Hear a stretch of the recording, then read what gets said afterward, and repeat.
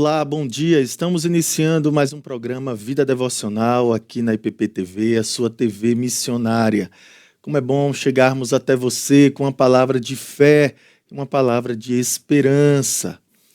Como é bom nós separarmos um momento do nosso dia para então nos colocarmos na presença de Deus, para meditar na sua palavra e também render os nossos corações em oração. Eu quero já dar as boas-vindas a todos que estão nos assistindo e também encorajá-los a deixar o seu comentário, o seu pedido de oração aqui no chat. Eu tenho certeza que essa nossa interação será muito edificante, até porque depois do nosso momento de edificação, depois do momento da palavra, nós estaremos orando pelos pedidos aqui colocados nos comentários, ok? Então, eu quero dar as boas-vindas já a Nadege, a Delva, o João Paulo, a Maria, a Kátia. Então, algumas pessoas que já estão participando conosco aqui no chat, ok? Então, louvamos a Deus pela vida dos irmãos.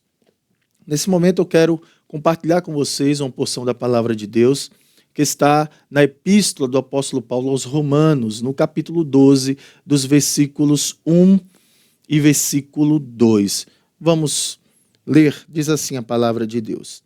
Rogo-vos, pois, irmãos, pelas misericórdias de Deus, que apresenteis o vosso corpo por sacrifício vivo, santo e agradável a Deus, que é o vosso culto racional. E não vos conformeis com este século, mas transformai-vos pela renovação da vossa mente, para que experimenteis qual seja a boa, agradável e perfeita vontade de Deus. Vamos orar? Pai, nós queremos nesse momento nos achegar diante do Senhor com muito temor e tremor, diante da sua palavra, palavra esta que é santa, palavra esta que é poderosa, palavra esta que é lâmpada para os nossos pés e luz para os nossos caminhos.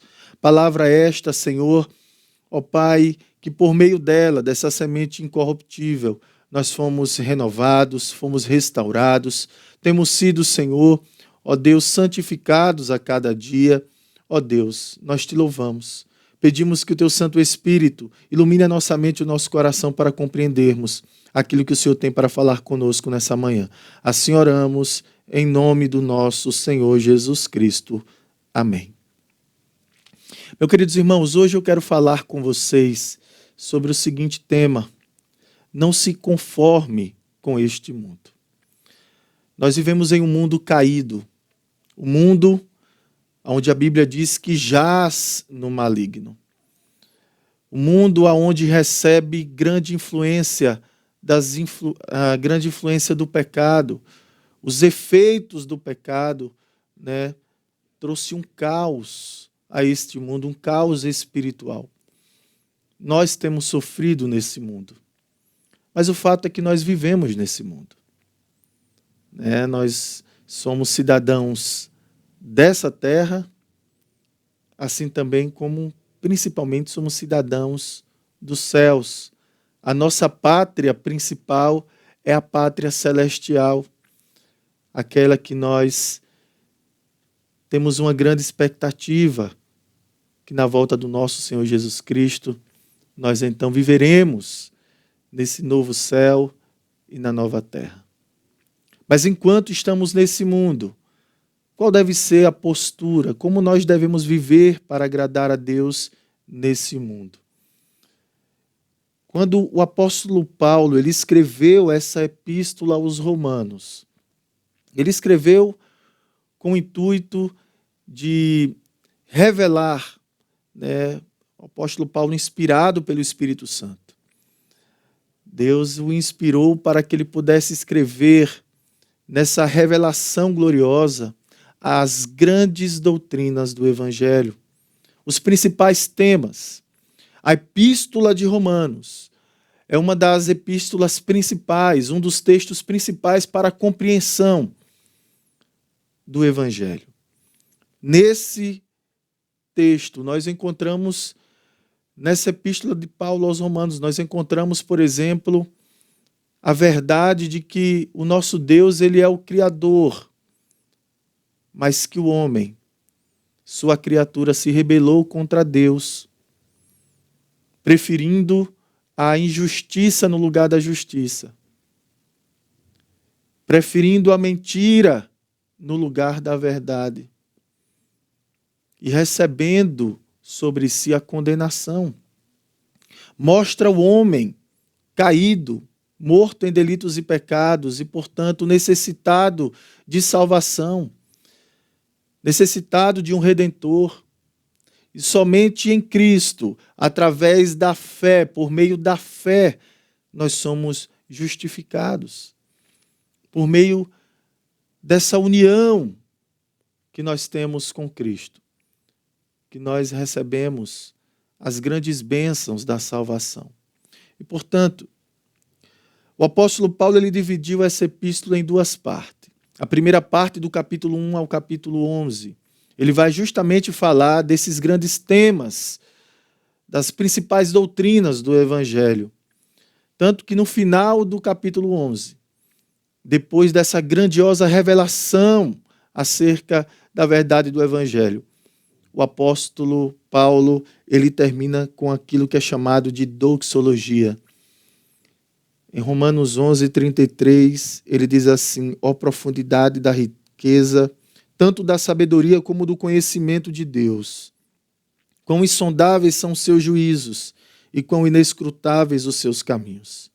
Quem, pois, conheceu a mente do Senhor, quem foi o seu conselheiro, ou quem primeiro deu a ele para que lhe venha a ser restituído? Porque dele, por meio dele e para ele, são todas as coisas. A ele, pois, a glória eterna. A ele, pois, a glória eternamente. Amém.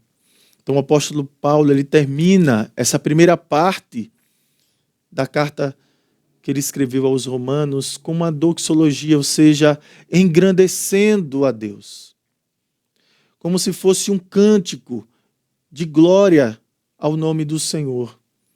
E tudo isso mostra o quanto que o apóstolo Paulo está admirado com a grandeza da revelação a qual ele foi inspirado pelo Espírito Santo para poder escrever essas grandiosas e maravilhosas doutrinas. E aí inicia o capítulo 12, que é a segunda parte da epístola, que vai do capítulo 12 ao capítulo 16. Essa parte dessa carta ela é conhecida como a parte prática, ou seja, como nós podemos, através dessa revelação maravilhosa do Evangelho, como nós podemos aplicar na nossa vida cristã. Então, como colocar em prática essas verdades maravilhosas do Evangelho na nossa vida? Então, no capítulo 12, no versículo 1, o apóstolo ele começa falando sobre o culto racional, sobre adoração. Veja que o texto diz assim: rogo-vos, pois, irmãos, ou seja, diante dessas verdades maravilhosas, eu rogo, pois, irmãos, pelas misericórdias de Deus, que apresenteis o vosso corpo por sacrifício vivo, santo e agradável a Deus, que é o vosso culto racional. Aqui o apóstolo Paulo, ele escreve e instrui os cristãos diante dessa maravilhosa verdade revelada do Evangelho. Agora colocar em prática. E como nós podemos colocar em prática essas verdades maravilhosas? Nós precisamos, acima de tudo, ter a adoração a Deus como centro da nossa vida. E aqui o apóstolo Paulo, ele vai falar sobre adoração, sobre o culto racional. Porque somente, irmãos, aqueles que um dia foram transformados, ou seja, que foram regenerados pelo Espírito Santo, que creram nessa verdade gloriosa do Evangelho, somente esses podem realmente adorar a Deus num culto racional. Deus é o motivo pelo qual, as misericórdias dele é o motivo pelo qual nós devemos adorá-lo. Por isso que ele diz, rogo-vos, pois, pelas misericórdias de Deus. As misericórdias de Deus reveladas no Evangelho, que Deus nos amou quando nós estávamos perdidos, separados, mortos espiritualmente. Deus enviou a Jesus Cristo. Deus enviou o seu Filho unigênito para poder nos salvar. Essa gloriosa e maravilhosa mensagem, a boa notícia do Evangelho, onde nós somos salvos pela graça mediante a fé. Essa maravilhosa verdade, as misericórdias de Deus se revelada a nós, que foram reveladas a nós, essas misericórdias, ela é a base para que nós sejamos adoradores, para que nós apresentemos a Deus sacrifícios de louvor por meio de Cristo, pelo vivo e novo caminho, por causa da obra de Jesus, do seu sacrifício substitutivo, por causa da sua justiça atribuída a nós. Hoje nós temos paz com Deus. Hoje nós temos livre acesso a Deus. E isso é maravilhoso. E a causa são as misericórdias do nosso Deus que nos alcançou. Então, portanto, meus irmãos, a adoração deve estar no centro da vida do cristão. Nós sabemos que a adoração, o culto que nós apresentamos a Deus, ele pode ser apresentado de várias formas. Por exemplo, nós temos o nosso culto particular. Ou seja, aquilo que o nosso Senhor Jesus Cristo nos ensinou para que nós, em nossos lares, entremos no nosso quarto, fechemos a nossa porta e ali oremos a Deus em secreto. E o nosso Deus que tudo vê, ele recebe a nossa adoração, o nosso culto particular, o nosso louvor, a nossa adoração. Ali nós nos rendemos no nosso momento devocional, de meditação na palavra de Deus, em oração, em coração derramado, rendido, com a alma derramada na presença do Senhor. É o nosso culto particular, ou mesmo no nosso lar, o nosso culto doméstico, com a nossa família, ao redor da palavra de Deus, em louvores e adoração ao nosso Deus. Mas além desse culto particular, existe também o culto público, que é quando o povo de Deus se reúne na Assembleia Santa, na Assembleia dos Santos, na comunhão dos santos, quando nós nos reunimos como povo de Deus para adorá-lo, para desfrutar dos meios de graça, da pregação, da leitura bíblica, das Escrituras, da meditação nas Escrituras, nos louvores a Deus, nos cânticos espirituais, salmos e hinos, através das nossas orações coletivas, onde a igreja se coloca diante do Senhor, em meio aos louvores ao Senhor, porque Deus habita em meio aos louvores do seu povo, ou mesmo participando dos sacramentos, da ceia do Senhor. Então, esse momento de culto coletivo, de culto público, também é um momento de adoração que deve estar no centro da vida do cristão. Mas aqui, nesse versículo 1, em Romanos 12, ele vai falar do culto racional. Ele diz: rogo-vos, pois, irmãos, pelas misericórdias de Deus, que apresenteis o vosso corpo por sacrifício vivo, santo e agradável a Deus, que é o vosso culto racional. Aqui o apóstolo Paulo está falando da nossa vida como culto a Deus. Ele está falando aquilo que ele expressou aos coríntios, que quer comais, quer bebais ou façais qualquer coisa, nós devemos fazer para a glória de Deus. A nossa vida é um culto ao Senhor. Nós adoramos a Deus quando estamos com a nossa família, o nosso relacionamento em casa, no nosso trabalho, nós trabalhamos para a glória de Deus. O que quer que nós façamos, devemos fazer para a glória de Deus. A nossa vida é um culto ao Senhor. Esse é o nosso culto racional. A vida como culto. E aí depois do apóstolo Paulo enfatizar a importância da adoração a Deus como a centralidade na vida do cristão, né? Ele agora, no versículo 2, o apóstolo Paulo fala sobre não nos conformarmos com este mundo em que vivemos. Ele diz no versículo 2: e não vos conformeis com este século. Não vos conformeis. Então, meus irmãos, nós somos chamados a não nos conformarmos com este mundo. O verdadeiro adorador, o verdadeiro discípulo de Cristo, ele vive com esses dois aspectos. O aspecto da adoração, a vida como um culto a Deus, mas também viver em um mundo caído, onde ele não se contamine. O apóstolo Paulo, claro, ele não está dizendo aqui que nós devemos estar isolados do mundo. Ele não está aqui incentivando nós a nos isolarmos da vida pública. Não, muito pelo contrário. Porque isso iria contra os ensinamentos do nosso Senhor Jesus Cristo. O nosso Senhor Jesus Cristo, ele, na sua oração sacerdotal, em João capítulo 17, ele faz uma oração e ele diz: Pai, assim como nós somos um, né, que eles, ou seja, a igreja seja uma, falando da unidade da igreja. E o Senhor Jesus disse mais: assim como tu me enviaste ao mundo, eu também os envio ao mundo. Eles não são desse mundo, mas eles estão no mundo. Eu não peço que os tire do mundo, mas que os livre do mal.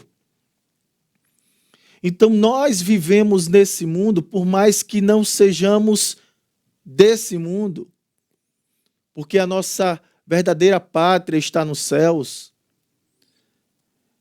Nós vivemos nesse mundo, irmãos, mas nós devemos estar aqui inconformados. E a primeira coisa que eu quero destacar, nós devemos ser inconformados. Nós estamos nessa terra, assim como falou o apóstolo Pedro, nós somos peregrinos aqui, nós somos forasteiros. Então, meus irmãos, como peregrinos que somos, devemos viver nesse mundo, mas não estarmos conformados com ele. Nós devemos ser inconformados. John Stott, um renomado teólogo e pastor, no seu livro Discípulo Radical, ele nos mostra aqui alguns aspectos, né, desse nosso mundo presente, desse século, pelo qual nós não devemos estar conformados, nós devemos ser inconformados. E o primeiro desafio que nós encontramos nesse mundo, segundo John Stott, é o pluralismo. Nós vivemos em um mundo onde há um relativismo da verdade. Infelizmente, nós vivemos em um tempo onde a palavra de Deus, a verdade absoluta, revelada de Deus para os seres humanos, tem sido desprezado. Nós vivemos em um mundo onde há pluralidade de ideias. Então, cada um tem uma verdade, cada um tem uma ideia, e a sua ideia é tão importante quanto a outra, e não existe uma verdade absoluta. Esse é o conceito de uma geração líquida, onde tem valores líquidos, onde tem conceitos da verdade líquidas. E nós devemos nos inconformar com isso, meus irmãos. Pois a palavra de Deus é a verdade revelada a nós. A palavra de Deus é a regra de fé e prática do cristão. O cristão não deve se conformar com esse mundo caído. Um mundo onde os seus padrões são padrões deturpados. Padrões que não estão em conformidade com a verdade de Deus. Portanto, nós devemos lutar pela nossa fé, e a nossa fé está fundamentada nessa verdade maravilhosa que é a palavra de Deus. Então, esse é o primeiro desafio, né? o desafio da pluralidade. O segundo desafio é o desafio, por exemplo, do materialismo. Nós vivemos em um tempo onde as pessoas sempre estão em busca, né, de adquirir coisas. O consumismo, ele faz parte da nossa geração, da nossa cultura, e as pessoas, elas valorizam muito mais as coisas do que as pessoas. Valorizam muito mais as riquezas desse mundo do que a Deus. Mamon, que é o amor às riquezas, a avareza, tem dominado os corações das pessoas. E nós precisamos lutar contra esse espírito materialista. Nós precisamos ser inconformados com isso. Nós precisamos viver uma vida, irmãos, simples. Eu não estou dizendo que Deus ele não possa abençoar, prosperar as pessoas, não. Ser próspero é uma bênção de Deus. Mas nós não podemos estar com o nosso coração nos tesouros dessa terra, porque muito mais valioso para nós são os tesouros dos céus. E aonde estiver o seu tesouro, ali estará o seu coração. Portanto, meu irmão, fuja disso, cuidado, porque aqueles que são dominados pelo espírito do materialismo, que são dominados por esse ímpeto de querer enriquecer a todo custo, eles caem em muitas armadilhas que trazem condenação e sofrimento eterno. Há um outro desafio também que John Stott ele utiliza no seu livro Discípulo Radical, que é o desafio do relativismo ético. Nós vivemos em um caos moral e ético na nossa geração. Principalmente a nossa civilização ocidental foi afetada pelo movimento da nova era.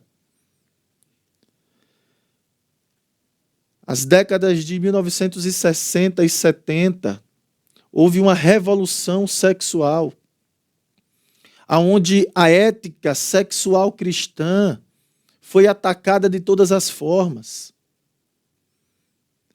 E criaram, então, um novo conceito acerca da sexualidade. E o que nós vemos é um caos sexual no nosso tempo, onde as pessoas, em busca de uma liberdade sexual, elas vivem uma libertinagem, uma promiscuidade, e isso trouxe consequências terríveis para a nossa sociedade, para as pessoas. Foi através desses movimentos de liberdade sexual que nós encontramos hoje pessoas que não valorizam mais, por exemplo, o casamento. As pessoas, né, por causa dessa libertinagem, então estão sofrendo por causa de enfermidades transmitidas sexualmente. A quantidade de adolescentes que engravidaram por causa dessa libertinagem.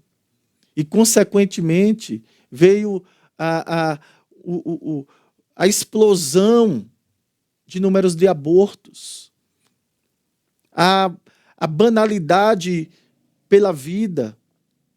Então, o aumento da promiscuidade sexual, o aumento da homossexualidade, tudo isso é fruto de uma ética sexual relativizada. O relativismo ético e moral da nossa geração tem produzido muitos males. Nunca houve tantos divórcios como nós temos visto nos nossos dias, e nós, como discípulos de Cristo, nós não podemos nos conformar com essa ética relativizada da nossa geração. Há também um outro desafio que é conhecido como o narcisismo. Nós vivemos em um tempo, meus irmãos, onde o nosso próprio umbigo tem sido o Deus, o amor a si mesmo. Narciso, essa ideia vem daquele personagem que amava tanto a sua imagem, que se achava tão belo, que por causa dessa adoração à sua própria imagem, que refletia em um lago, ele se debruçou adorando a sua imagem e caiu no lago e morreu. Então muitos têm se rendido a um egocentrismo, a um individualismo, ao amor a si mesmo. E o apóstolo Paulo, escrevendo a Timóteo, ele disse que nos últimos dias os homens seriam amantes de si mesmos, seriam muito mais amantes dos prazeres desse mundo do que amantes de Deus. Então, meus irmãos, nós não podemos nos conformar com este mundo. O texto diz que nós devemos ser transformados. O texto diz: e não vos conformeis com este mundo, com este século, mas transformai-vos pela renovação da vossa mente, para que experimenteis qual seja a boa, agradável e perfeita vontade de Deus.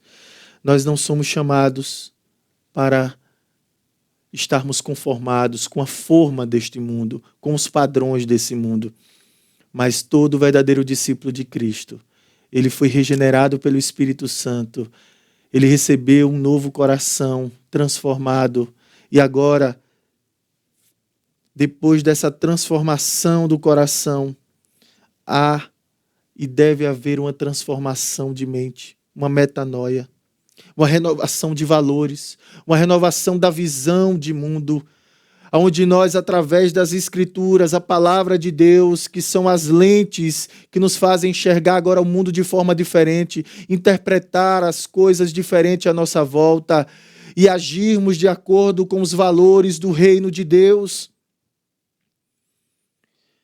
Portanto, meus irmãos, essa transformação de mente, ela também produz transformação de caráter, porque o propósito de Deus é nos transformar à imagem de Cristo. Nós não temos os padrões e a forma do mundo, mas o nosso padrão é Cristo. Deus tem o propósito de nos transformar à imagem de Jesus. E nós vemos, por exemplo, 3 perspectivas desse propósito de Deus. O primeiro é no passado, quando ele nos predestinou para sermos conforme a imagem de Cristo. Paulo, escrevendo aos Romanos capítulo 8, versículo 29. No presente, nós estamos sendo transformados à semelhança de Cristo. Em 2 Coríntios 3,18, o apóstolo Paulo escreveu: e todos nós, com o rosto desvendado, contemplando, ou seja, refletindo como por espelho a glória do Senhor, somos transformados de glória em glória na sua própria imagem, como pelo Senhor, o Espírito Santo, por meio da aplicação dessa verdade, dessa palavra em nós, nos faz dia a dia, nesse processo de santificação, sermos transformados à semelhança de Cristo, de glória em glória. Mas no futuro, há essa perspectiva também de sermos manifestados conforme a semelhança de Cristo. Em 1 João capítulo 3:2 diz: amados, agora somos filhos de Deus e ainda não se manifestou o que haveremos de ser. Sabemos que quando ele se manifestar, seremos semelhantes a ele, porque haveremos de vê-lo como ele é. Portanto, meus irmãos, nós devemos ser inconformados com este mundo, transformados pela renovação da nossa mente, para sermos conforme a imagem de nosso Senhor Jesus Cristo, para desfrutar, e esse é o propósito, desfrutarmos da boa, perfeita e agradável vontade de Deus, porque quando nós somos transformados à imagem de Cristo, nós também somos direcionados para vivermos a vontade de Deus na nossa vida, e esse é o glorioso propósito de Deus. Eu quero orar por você. Eu quero orar justamente por esses pedidos que aqui foram colocados, o João Paulo, a Delva, né, orando pela família, pela parentela, o Ricardo, certo? Então, que Deus ele possa a cada dia nos transformar conforme a sua imagem. Oremos. Pai, em nome de Jesus, aqui está a tua palavra. A Tua palavra, Senhor, nos confronta a não nos conformarmos com esse mundo. Devemos ser inconformados, mas não tão somente inconformados, mas também devemos ser transformados. Porque esse é o propósito de cada dia parecermos mais com Cristo e também, Deus, viver de acordo com os valores do Teu reino, para que desfrutemos da sua boa, perfeita e agradável vontade. Eu quero orar por esses irmãos que estão nos assistindo.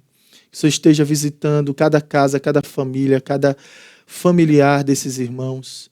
E que o Senhor venha estar também transformando, salvando vidas, Deus, abençoando famílias. Essa é a oração que nós fazemos em nome de Jesus. Amém. Que Deus abençoe a sua vida, meus irmãos.